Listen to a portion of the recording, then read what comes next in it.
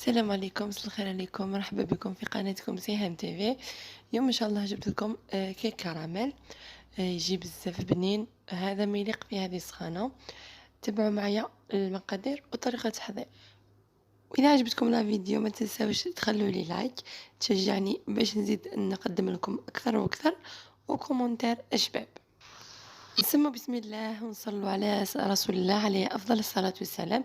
في ريسيبيون عندي 3 بيضات، عندي لافاني، عندي لو زيست دو سيترون هو مبشور الليمون. ونخلط كامل هذوك المكونات بالباتور، نطلعهم حتى تبيض لا كولور تاعهم. ومن بعد نجيب هنايا كاس زيت، نضيف ونخلط امامته بالباتور.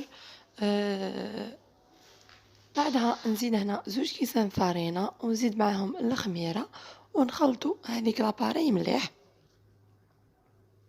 ونكونوا ديجا مسخنين الفور تاعنا وموجدين مول اللي يدخل للفور. ونفرغوا لاباري تاعنا ونديروها الطيب.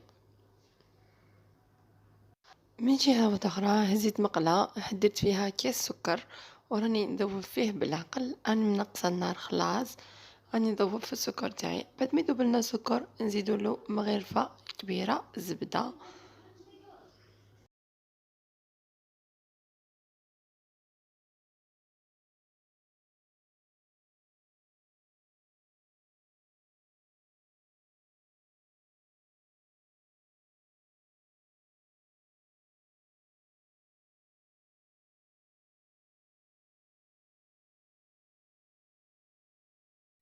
بعد ما ذوب لنا هذيك الزبدة نزيدو كاس ماء، نزيدو له مغرفة تاع قهوة بومبي نشا، نخلطوها مليح ونزيدوها لهذاك الخليط تاع السكر والزبدة اللي كنا ذوبناهم، ونخلطوه مليح. بعد ما يهز الغلية نحطوه بجي نفرغوه فيه كاش طبسي يبرد. هنايا بعد ما طابت الكيكه تاعي حمرتها مليح من فوق، ونزيدو لها دوكا كاس حليب، ونزيدو له مغرفه تاع كاكاو، ونخلطو مع الحليب هذاك ونسقو به الحلوه تاعنا. جهه واحده اخرى راني حاطه الكراميل تاعنا يبرد. وهنايا نجيب كاس ونص تاع لاشونتي، نزيدو له كاس ونص تاع الماء، ولا كاس الا حبيتو لاشونتي تاعكم تجيكم عاقده ديروا كاس، ما ديروش كاس ونص. آه، نطلعوها مليح بالباتر حتى نضاعف الحجم تاعها وتكون لا شونتي تاعنا واجده.